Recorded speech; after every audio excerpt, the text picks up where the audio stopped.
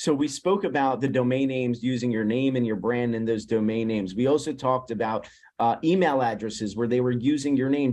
Defendants didn't stop there. They actually went one step further by using your name in the subject lines of their emails. It would say important Hartman update, or great information by Mr. Hartman, or something along those lines. And the reason why they were using your name was to misappropriate your audience. We talked about this before with willfulness. And so this cause of action doesn't allow someone else to get eyeballs based on someone else's popularity, right? So defendants used your popularity against you, and they used people recognizing your name against you. And so that is an invasion of privacy and a commercial misappropriation.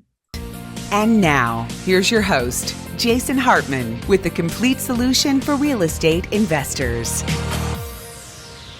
Welcome to episode 1903. And today, you're going to hear a story that might just blow your mind. Yes, it's an amazing story you're about to hear. This is not about real estate. It is about business, and it's about specifically my businesses, a couple of them. And I think you'll be fascinated by this. You heard me allude to it before, and that is this big case that I was involved in over the last 4 years. You know, I hardly talked to anybody about this. I was going through a very, very difficult time. And this is something that could happen to you. It could happen to a family member, a friend. It could happen to anybody. I call this the crime of our time. It is a crime that is easy to commit, and it is hard to hold someone accountable for. I was successful in doing it, and you're going to hear some of the gory details today. I think you're going to be fascinated by this. We will get back to our regularly scheduled programming on Wednesday. And I've got some good market updates for you that you've got to hear, but you've also got to hear this. Many people have asked me about it, and I just wanted to share it with you. I really couldn't talk about it. For legal reasons, obviously, I couldn't talk about it. Also, there was no conclusion. It's this thing that just dragged on and dragged on and dragged on for 4 years. It was ruining my life. It was ruining my business. The competitor who did this, who tried to gain market share from us, basically tried to get me to commit suicide, and it almost worked. But thankfully, it did not. And you're going to hear some amazing stuff. I've got one of our attorneys joining us here in a few minutes. But let me tell you how amazing this story is. Okay, so here goes. But hey, let's not forget. Join us for our Recession Proof Investing event starting on Friday, this Friday. That's a virtual event, and it goes Friday and Saturday. So join us for that. And also save the date for the end of January in beautiful Scottsdale, Arizona for Empowered Investor Live. We really want to have you at both of these events. For the virtual event, go to jasonhartman.com. Right at the top of the page, you can register there. We'd love to see you on Friday, this Friday. So let's dive into this. So this story, the crime of our time, started just over 4 years ago, and it has happened to many other people. It could happen to you, and that's why I think you're going to learn a lot from this, and it's going to be very interesting and educational, because you never know when this could happen to you or it could happen to anybody. In fact, I think a lot of people have been victims of this, but a lot of people will be victims of it. And let's go ahead and get into it. I'm going to share my screen for those of you watching the video of this so you can see a little more. This is the crime of our time. It started against me and two of my companies 4 years ago, and it could happen to you. That's why you need to listen. That's the most important part, other than just general interest. It involves burner phones. It involves breadcrumbs. It involves fake Visa and MasterCard gift cards and American Express gift cards. These fake cards, these are used by terrorists. 60 Minutes did a whole thing on this a few years ago. It involves the dark web, the dark net, the strange places on the internet that very few people go to. It involves suicidal thoughts and extreme depression. It involves something called complex PTSD, post-traumatic stress disorder. We're all familiar with that. But when it's an ongoing situation, not war, not terrible trauma, and those things are obviously absolutely terrible, and they've happened to a lot of people. But this is like this ongoing post-traumatic stress disorder kind of issue. And it's referred to as CPTSD, complex PTSD. It involves fake testimonials, or what the defendants called whipped testimonials, right? Fake testimonials. It involves being anonymous on the internet. It involves hiding identities. It involves lying to police officers. Yes, it involves the FBI. It involves Bitcoin. It involves Interpol. I know. Does this sound like a spy movie? Well, it's almost like a spy movie. And it involves MI5, the British equivalent of our CIA. Now, actually, I should clarify, it doesn't actually involve MI5, at least not that I know of, but it involves the perpetrators calling the mission MI5. That's how they referred to it. Although, you never know, it might. It spans the globe. I mean, vendors used in Switzerland, vendors used in offshore Caribbean islands that don't have to obey much law at all. It involves Silicon Valley. It involves just an amazing, elaborate scheme. The amount of effort these people went to is really unbelievable. They hired a marketing agency to help them with all of this stuff. It's an absolutely amazing, crazy story. It is the crime of our time, and it could happen to you. And that's why I want you to hear this. Hopefully, I can prevent this from happening to some other people. And if it ever does happen to you, you can learn from what happened to me and to my very difficult, very terrible, very depressing experience. So we're going to look at the jury verdict form here, and we're going to invite one of our attorneys, the attorney that was with us all the way throughout the case, on here to fill you in on the details. So let's go to that segment. I have got to have a very frank discussion with you today. I've been going through a tremendously difficult battle for 4 years. And I've hardly talked to anyone about it. Even my own family didn't know much about this because it was such a complex, really an incredibly complex, multifaceted, multidimensional, as I always say about real estate investments or income property investments, nightmare. Really an absolute nightmare I was going through. It affected every part of my life. It affected my relationships. It affected my physical fitness, my mental health. It was terrible. Some of you may know about this, and I'm going to tell you a little bit more about it today, because last week we finally got to the end and we got a resolution of this absolutely terrible thing. The thing I'm about to discuss may have happened to you. It may have happened to someone you know. In fact, it is such a pervasive issue, now at varying degrees, obviously, that I think it has happened to some extent, or definitely will happen to almost everybody, because it is so easy to become a victim of the thing I'm about to describe and what happened to me. In fact, I call it the crime of our time. The crime of our time. And I did a presentation on this in Tampa, Florida, to an audience about 4 years ago. I just thought I had to try and clear my name. A competitor tried to absolutely ruin me. And to a large extent, they succeeded for a time. But thankfully, we took them to court. And last week, a jury of 8 of our peers returned a verdict that was very favorable and very just. We had a federal court magistrate who engaged in a very fair trial process. We won some things. The other side won some things. The magistrate or judge was very thoughtful, very well considered, very logical. And the jury sat and heard testimony from many, many people and saw evidence from many, many sources for 8 days. And they got a jury instruction that the judge read for over an hour last Wednesday. And then they went home and they thought about it all night long. And in the morning, they showed up to deliberate for about 7 hours or so. and they returned a unanimous verdict. And I think this really cleared my name. And also, hopefully, we will collect and it will compensate for the financial losses. How did this affect you, my listeners, my viewers? Well, maybe you didn't notice, maybe you did, but my reporting, my creativity, the things that I have been sharing with you for the last 4 years have not been up to my standards. And it was just because this depressed me so much. And it was so difficult to go through this. It was such an emotional roller coaster. I just had to ignore it after a while for my own mental health. It was really a terrible thing. I hope it never happens to you.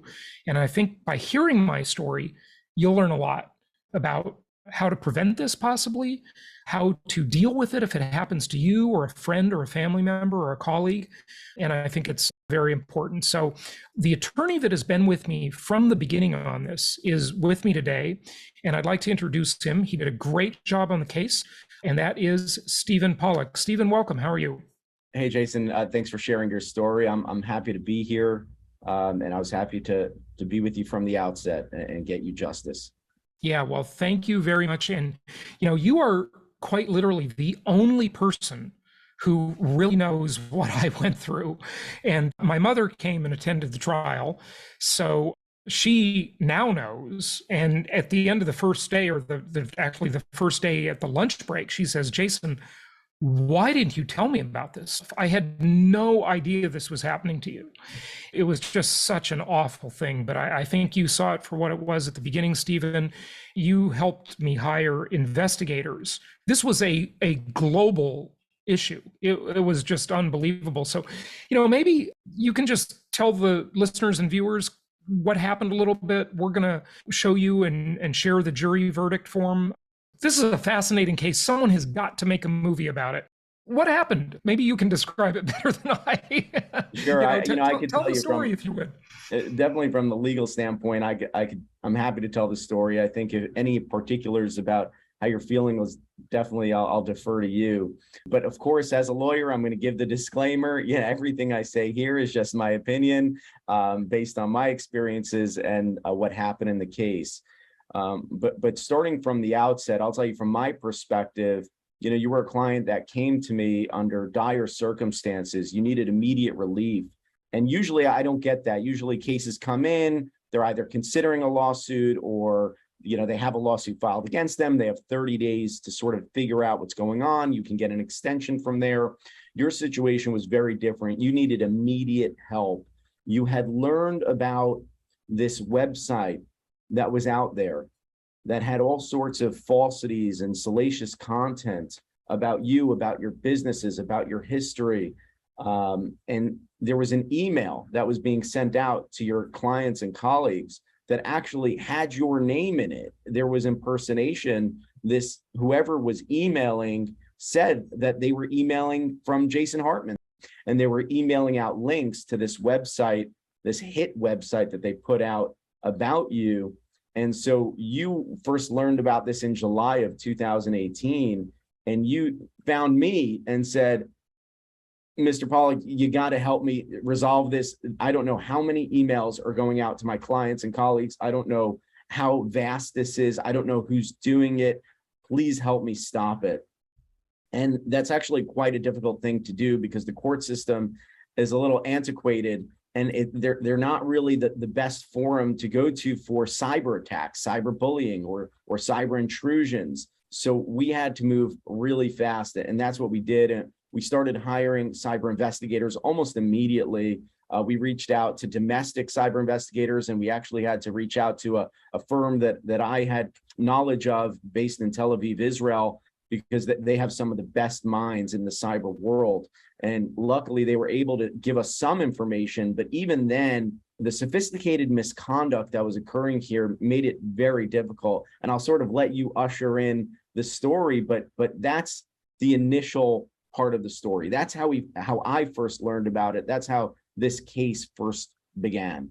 Yeah, it was awful. I mean, they were spreading just lies and misleading and, statements that had sometimes a grain of truth in them, but the spin doctoring just created such a completely false impression. And in so many ways, it was on a personal level, a business level, just unbelievable how sophisticated this was. It was really, well, we actually got a verdict in our favor. The jury felt, and I, of course, felt, and you felt, that it was a conspiracy. And it was a conspiracy. And we just got such an incredible verdict. And we're going to get to that, and we're going to share it with you, because we could talk about this. This could be a many hour long show. So it was an 8-day trial. So yeah, hey, it was an 8-day trial with a 1 day of deliberation too. So it could be 9 days easily to talk about it.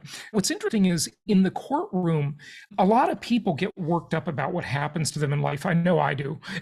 When someone rips me off, takes advantage of me, I want to run to the attorney and say, hey, fix this, and it's just in this sterile environment of a courtroom and the legal system, things just play out differently. The rules of evidence, they don't allow you to present a lot of things that you think, gosh, this is like the smoking gun, and I can't even show this. The jury's never going to see this. The court is never going to see this, right? Sometimes, that works out that way. But it's the way the system is, and the system is that way for a reason. It's been built upon, hundreds of years of scholarship and thinking, and it's really an incredible system, but also a very slow and very expensive system too, for sure. But let me show some visuals here for those who are watching on video, and maybe we can kind of go through these things one by one, Stephen, and you can kind of explain them. But as I mentioned before, in this presentation I did 4 years ago in Florida, I call it the crime of our time because it's such an easy crime to commit, and it can do so much damage. And most people don't have the resources to pursue it like I did. I had the money to spend, I had the knowledge, I had the will, just kept with it. So let's kind of go through these things if we can. So just the judge on Wednesday evening reading the jury instructions, it took him over an hour just to read them to the jury and explain them. But here was the first, I guess, cause of action, right? And the first thing the jury had to rule on. Can you talk to us about this one? Sure. So, just looking at this, I can imagine some of your listeners will view this as a foreign language, and it is a foreign language. So I'll try to give as much background as I can. But what happened with the misconduct that defendants engaged in is that they took your name, which was trademarked, which was a very smart move, because your name is not just your name, it's a brand. Jason Hartman is a brand. Clients refer to you as the Jason Hartman Network, whether they're working with one of your investment counselors or otherwise, it's the Jason Hartman Network. And that was built up over a period of decades. And so luckily you have a trademark on Jason Hartman and jasonhartman.com. And so what defendants did was they created domain names, which is the URL. It's just what you type into the URL bar, that fully incorporated your trademark. So for example, because that would get them a lot more search engine traffic and a lot more viewers. They sent out these falsity emails, they could get a lot more traffic. They used my name and my trademark, right?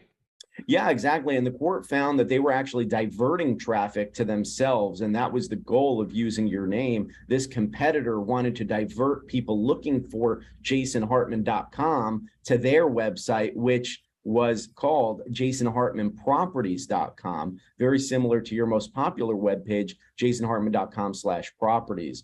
They also had domain names like jasonhartmaninvestments.com, jasonhartmanrealestateinvestments.com, jasonhartmanmedia.com. And so they would fully incorporate your marks and add these industry-related terms attached to them in order to create maximum confusion and to run searches for Jason Hartman up high on Google and Bing and other search engines. So when somebody does that, they engage in counterfeiting as well as cybersquatting. There are laws that prohibit somebody from counterfeiting another's mark.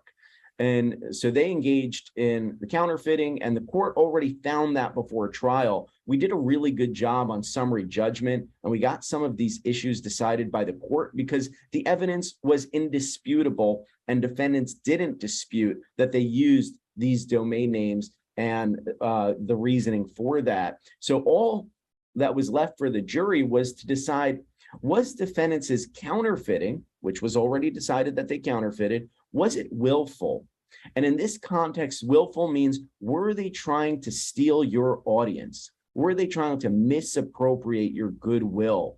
And that was something that was it was tough to really show that, because you need smoking gun evidence to show, hey, that's the reason they were using your marks. And fortunately, we were able to show that. And the jury agreed with us that defendants were engaging in willful counterfeiting. The entire purpose of them using your marks and using your name and their domain names was to steal your audience, to capture eyeballs that would normally go to you. They wanted it on what they wanted to show the audience. So you see here, the last sentence on question number 1, which, if any of defendants' counterfeiting was willful, that's really the question. And that's really important, because if it's not willful, you can see this first range up above, 1,000 to 200,000 per mark. That's the maximum damages that you can award if the conduct was not willful. For example, if somebody had not known you, had not known about your brand, and just accidentally came up with a domain name, jasonhartmanproperties.com, that's one thing. That might not be willful. But if they know about your brand and they know about your website and they're intending to divert your customers and clients, which is exactly what happened here, that's willful conduct, and it ups the maximum amount of statutory damages to $2 million per mark. Now, okay, so Stephen, let me just interrupt you for a second here. So the jury found that it was willful. If it wasn't, it would have been $1,000 to $200,000 per mark, and there's 2 trademarks here in question. But because they found it was first willful, and then they awarded also the maximum, because it was so egregious what these people did to me. I mean, it was just awful. They awarded, instead of $1,000 per mark, $2 million per mark. And so that is a $4 million verdict in our favor, right? Precisely. And you talked before about creating new law. Well, this is one of the areas we created new law, because we had asked the court, I believe it was for a $1.5 million award, or maybe $1 million in statutory damages per mark. And the court said, there's no precedent for that. That's a really high amount. And there's just no basis at this point for an award that large. And what we did was we showed and we created precedent where that is an appropriate amount. That is the top line of what could be awarded by law. And the reasoning from the jury, I believe, was because this was such egregious misconduct. Oh, it was so egregious. Yeah. Mm-hmm. And that's confirmed by the award of punitive damages, which I imagine we'll get to later. We'll get to that. Yeah. Yeah, but the point is, that is a top line. That was the maximum amount allowed by law. The jury awarded against all defendants. That's great. Okay, so now let's look at federal cybersquatting. We got a lot to cover here, so let's speed up a little bit. I know we got to give some background, but talk to us about this one. This was count 5, and it was the second thing the jury had to decide, which is called federal cybersquatting. What did they do, and what did we get here? Sure. So this just means using somebody else's domain name, pirating their domain name. And you don't have to have an actual trademark on the term to be guilty of cybersquatting. So you can just create a domain name that's similar to someone else's. And if you have a bad faith intent to profit from that similar domain name, you're guilty of cybersquatting. Got it. Okay. And so here, I think there were somewhere between 4 to 9 domain names that they created, and we got $100,000 each, right? Yeah. So they did buy 9 domain names, 6 of which we believe were pirated. Okay, let's go to the next one. Now, this is federal unfair competition, false representation, and false designation of origin, and unfair competition under Florida common law. Okay, and this again, Stephen, because you did such a great job a long time ago before we even got to court, it says the court has ruled as a matter of law that defendants are liable for engaging in unfair competition against plaintiffs Hartman Media, Platinum Properties, and Hartman, meaning me individually. So tell us about this one and what the jury awarded us here. Sure. So as you mentioned, this was decided by the court based on the undisputed evidence. The defendants were engaging in a form of competition with you. Again, defendants were in the real estate investing industry, and they were engaging in competition that is unlawful, unfair, and is prohibited by law. And so the jury only had to decide, how much were you damaged? How much were plaintiffs, meaning you and your companies, how much were they damaged? And so the jury came back with an actual damages award. But not only that, they found that defendants actually profited off their misconduct in the amount of $1.5 million. So we got a $3 million award and then a $1.5 million disgorgement of profits. Now, what's interesting here to note too, and I know that this came up in the testimony when our expert, and by the way, expert witnesses are so expensive. I cannot believe what these guys charge. But when you see the ultimate result here, you're going to think it's a drop in the bucket. But what's interesting here is that we didn't even want to this should have gone to trial 2 years earlier. COVID and all the delays, and they're stalling. They didn't want to go to trial. They got various extensions and postponements. But we didn't even pay the expert to do the report all the way through the time we went to trial because of the delays. So this might have been a higher award had we done that, right? Precisely. Yeah. Okay. So moving on. So now we get to federal false advertising.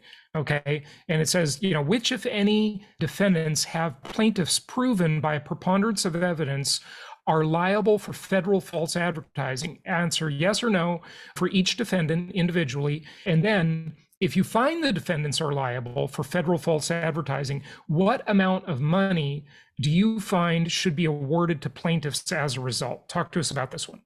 Sure. So first I'll notice, because I'm looking at it here, this is the first time we see the full list of defendants, or at least it looks that way. And I just want to point out that this was a cadre of defendants. This wasn't a single actor. This was a group of actors that were all working at the behest of a competitor. The competitor is PIP, the PIP Group LLC. And you had the owner, his wife, who was a 49% owner of the company, a digital marketing contractor, and their marketing lead, their coordinator of marketing and client relations. They had all these people working together in order to destroy you. And so we asked for liability against all defendants, and the jury agreed with us. As far as false advertising, what is this? It's really in the name. It's just a form of advertising, and it doesn't have to be like, hey, here's a sale of some good. It can be any form of advertising that helps a business. And there just has to be some falsity in there that is material to the audience, meaning it can affect a purchaser's decision-making. So was there a falsity in the advertising that affected a purchaser's decision? The jury found yes. And they awarded us $1.5 million for this false advertising, right? Correct. Okay, let's move on to the next one. Now, this one is really interesting, and you alluded to this a moment ago when you talked about how this was an organized thing. I mean, people listening, it's one thing to have a competitor, to have someone you want to gain market share from, but it's quite another thing to hire a team of people and a marketing agency to destroy their business, right? And that's what they did. Well, that's what the jury found. I guess I don't have to say allegedly anymore, right? Because we have a verdict. So tell us about this one. Sure. So this was really a great statute. It's the meat and potatoes of the case, ultimately, because it allowed us to get treble damages and mandatory attorney's fees. And what this is the Racketeer Influenced and Corrupt Organizations Act, known commonly as RICO. And there's also RICO conspiracy, which just means you participated and agreed to the overall objective of the RICO scheme. But this was originally passed in 1970 to combat organized crime. It was a criminal statute first, then a civil provision was added to it to allow people to be compensated for essentially criminal activity that was engaged in. And you have to show multiple acts of criminal activity over a short period of time, within 10 years, all related to the same purpose. So those are called the predicates, right? These RICO predicates. And this is why RICO is that, it's tough and we won on it, but there were multiple criminal acts leading up to this whole conspiracy where these people tried to just destroy me and my business. Tell us about those, if you would. Or I don't know how much you want to say. You're the lawyer, so I'll let you. Yeah, well, I'll just point out that, yeah, we did have to prove criminal activity under the civil burden. So usually when you're charged with a crime, you have to prove the crime by a reasonable doubt, beyond a reasonable doubt. And that's if you want to lock somebody up. Here, we're just trying to get compensation for the damage done to you and your businesses. So we only had to prove criminal activity by a preponderance of the evidence. And the jury ended up agreeing with us that there were multiple acts of criminal activity, all towards the same purpose. And so we were able to get RICO liability. And I should mention that really what it is, it's not organized crime today. What it is aimed to hold people accountable when they don't want to get their hands dirty. When you have a mastermind who says, you do X, you do Y, you do Z, and everybody's sort of acting independently with the puppet master on top. And that's exactly what happened here. And some of the defenses from the defendants were, well, look, I didn't know this stuff was false. I didn't know what the others were doing. I was just minding my business. Yeah, I sent a couple of these emails. I was just doing what my boss told me to do. I didn't even read the emails. I just copied and pasted the content. Yeah, right. Precisely. And yeah, and then there's, the digital marketing side of, look, I was just doing my job. They hired me to do this. But really, the jury found that was not credible, right? The jury didn't believe that storyline. They all had to participate in the overall objective. They all had to participate in the scheme and commit criminal acts themselves. And so there's liability against all of the defendants on this count too. Okay, so we were awarded $3 million on this one, but with RICO, it has some special provisions, right? Do you want to tell us about that? Absolutely. I alluded to this before, that the damages are trebled, meaning you get 3 times whatever actual damages the jury found. So you're going to get $9 million on this count alone. You also get mandatory attorney's fees, meaning every penny you spent to prove your case, you get compensated for. Yeah, so that was a big win to get RICO. Good work on that. Now, also, that's the federal RICO statute, but Florida, the state of Florida, has its own RICO statute as well. And I'll go over this one quickly, but was there a big difference in these two statutes, or? So really the only big difference, well, there's two big differences. One, you need more of a connection to the state of Florida. You have to show a lot of different activity that actually touch the state of Florida. And yeah, and by the way, none of the defendants live in Florida, but I live in Florida. And many of the people, and we had 2 of them testify that also live in Florida, 2 clients and associates of mine came in and testified, and they were reaching out to Florida residents and Florida businesses, right? Yeah, and they were actually using Florida-based services. They were using that to send emails to your clients and colleagues. So certainly that touched Florida as well. Another aspect of Florida RICO that's different is you have more predicate acts, more crimes that fall under the statute.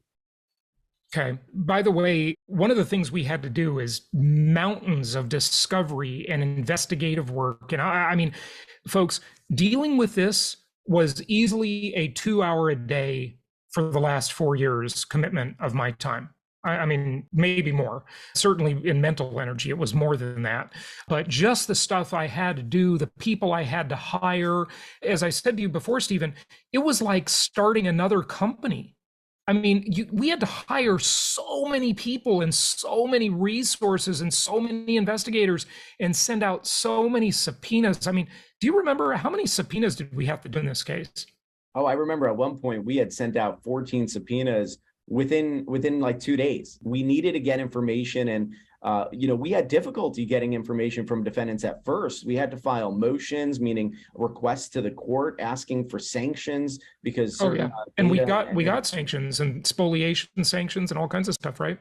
Yeah, the parties agreed to avoid an evidentiary hearing. They agreed just to say, look, yeah, we didn't preserve evidence we were required to preserve, and we came up with an agreement that we were able to instruct the jury on. But there was a lot of data and documents missing. A lot was produced, but a lot was missing. And so we had to get information from third parties. And honestly, some of the best evidence we got was from third parties, people that aren't defendants, who Right. produced their communications with. Yeah. And by the way, when you're in a case or you're doing detective work, I mean, you have to be really good at seeing what didn't they produce. I always talk about you can't hear the dogs that don't bark. You hear me say that all the time, right? There's a profound impact of things unseen. I talk about that constantly. I've been saying that for easily 12 years or more.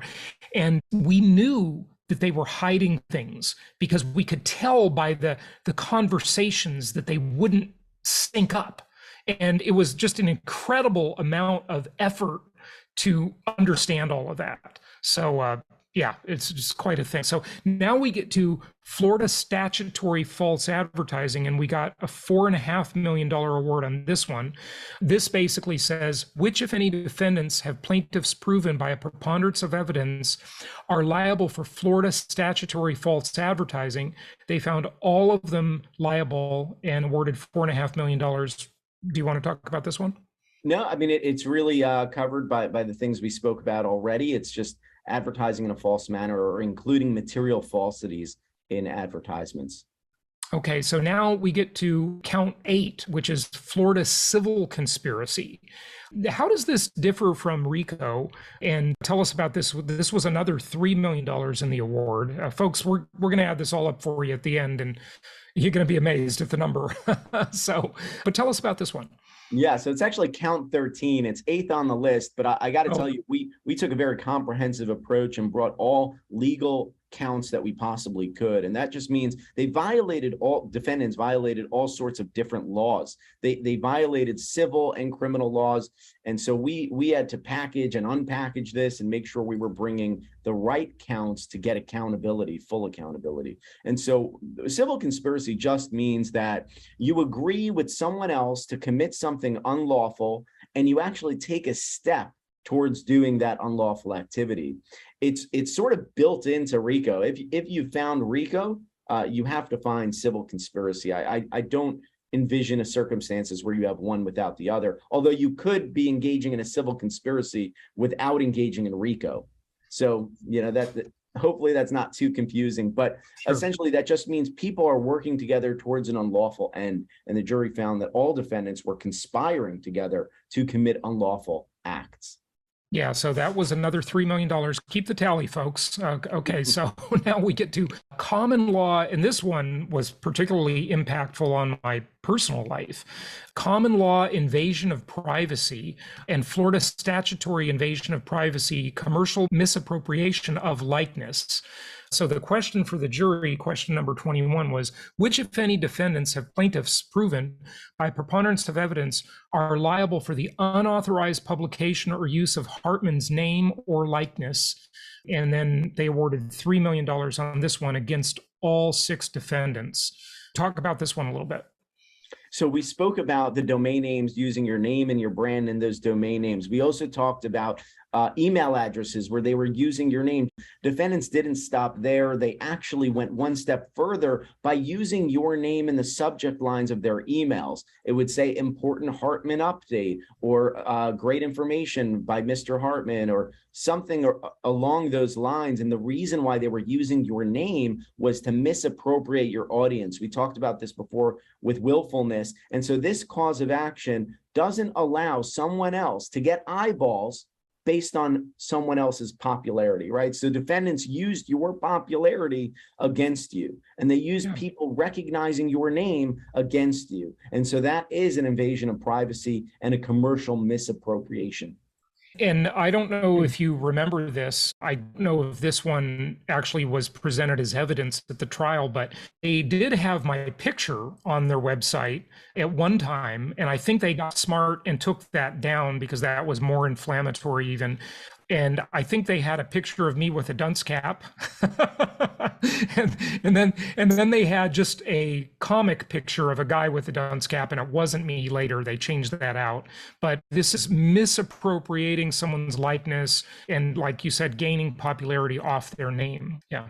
And I will point out, it wasn't so much what was in the body of the email. You can talk about someone else and use their name when talking about them, but it's when you try to use someone else's popularity against them or for your own purposes. So because they were using your name to gain attraction, to get that interest, that's why they were liable under this count. Okay, so now this is the jury verdict form for punitive damages. So, Stephen, what are punitive damages? We've all heard about them, but explain what they are. So they are what the name suggests. They're punishment damages, in other words. And it's not easy to get punitive damages. The jury would have to find that this was willful and wanton misconduct, meaning that they did it with animus and with anger or with the intent to harm. And the amount that can be awarded, there's certain guidelines as to how much you can award. I'm sure people have heard about, $100 million punitive damages awards that go up on appeal, and they're reduced. So the jury here was very good with fashioning a remedy in the amounts here. They didn't go overboard, and the jury found that these defendants committed willful and wanton misconduct. They needed those punitive damages to deter future conduct. We had this theme of civilized society. Do we want to live in a society where competitors are competing in this way? You say something I don't like, or I want your market share, I can just go misappropriate your name, create websites about you, send emails to all your clients. That's not the way we want to operate in society. Yeah, fortunately, we have a system that hopefully enforces civility. But here, what they did, and I think the jury was very thoughtful about this, I think you alluded to that a moment ago, is that they apportioned the amount of punitive damages differently to different defendants. Now, not all of the defendants, give a financial statement or a tax return, so the jury didn't for sure know, but I think they formed an opinion about it, right? And you can see that the highest punitive damages were against a company and then the mastermind, and a lesser amount against an employee of the company. So I think the jury was very thoughtful about that. Any comment on that? No, that's exactly right. I think they knew who was really the mastermind behind the misconduct. And of course, the contributors, the people who also participated, but didn't have the same degree of animus, they awarded less punitive damages for. Yeah, so they did the right thing on that. Now, this is punitive damages just for one issue, which is unfair competition under Florida common law. Okay, so we're going to get to another punitive damages issue, right? And this is Florida civil conspiracy punitive damages, which, if any, defendants do you find plaintiffs proved by clear and convincing evidence, a higher standard we had to come by here, were guilty of Florida civil conspiracy, and the jury found that all 6 of them were guilty of civil conspiracy. And then the question was, what amount of money should be assessed against the liable defendants for punitive damages on this claim? And do you want to elaborate on that? Yeah, sure. I just want to point out that these weren't required. The jury could have said zeros across, could have said $100, could have said any amount. When we had shown the jury the verdict form, we actually left these spaces blank because it's completely up to them. The jury did feel that the misconduct at issue warranted this degree of punitive damages. So as you see, there's the most against the mastermind, the second most against the mastermind's company and through which all of this misconduct was occurring. And then the helpers were held culpable to a lower degree, but still it does show you that the jury found this misconduct to be absolutely unacceptable in today's society. Yeah, fortunately they did. Well, okay, so now we have, I think this is the last one on the punitive damages, common law invasion of privacy and Florida statutory invasion of privacy, commercial misappropriation of likeness. So again, this is which, if any, defendants do you find that plaintiff Hartman proved by clear and convincing evidence, a higher standard again, were guilty of intentional misconduct or gross negligence in engaging in the unauthorized publication or use of plaintiff Hartman's name or likeness. And the jury found that all 6 defendants were liable, or I guess this is guilty, actually. This is a slightly different way of putting the question, right? Then they awarded the same sort of style of punitive damages in the way you explained before. And I think they were very thoughtful about that.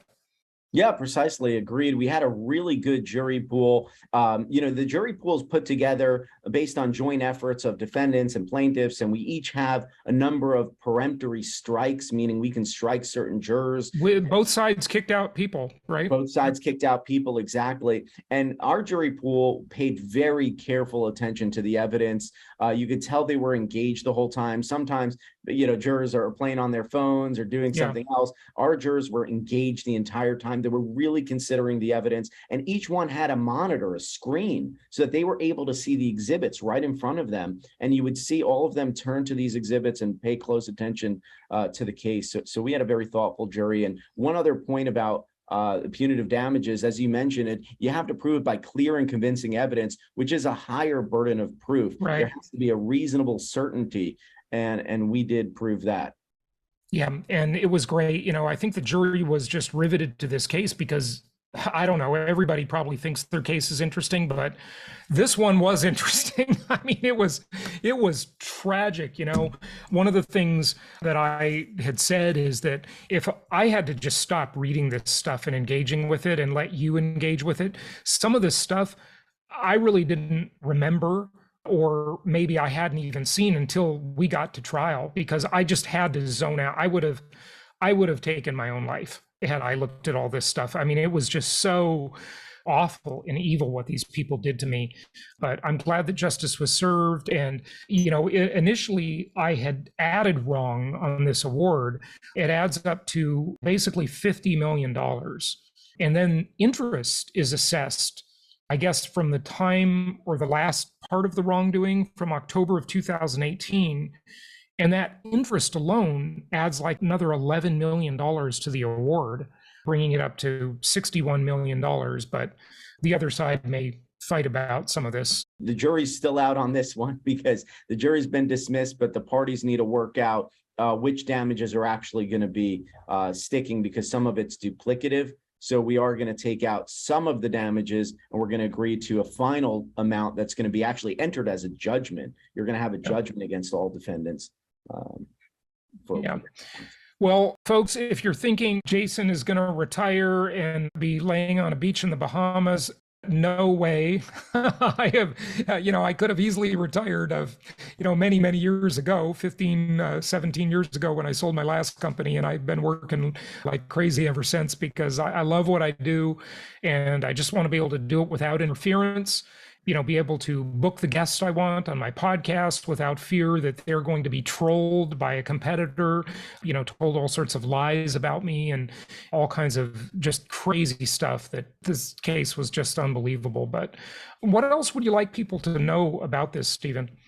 I would just say, you alluded to this, that this was a really riveting story. And I think during the trial, it came up that this was sort of like a spy movie. And it was had referred to what they were doing as the MI5 project, alluding to the British intelligence agency. Yep. This really was multifaceted, multi-channel in order to destroy you. So I think the fact that you're sitting here today and can say justice has been served, that's the reason why I got into the law. That's the reason why we do this, to get justice for clients and to stop wrongdoers.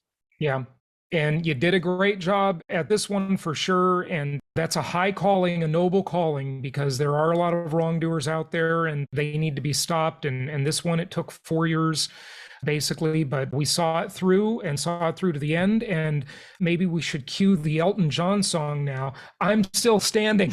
I was actually thinking the little audience clapping that you have the button there for the. We've got that one. Yeah.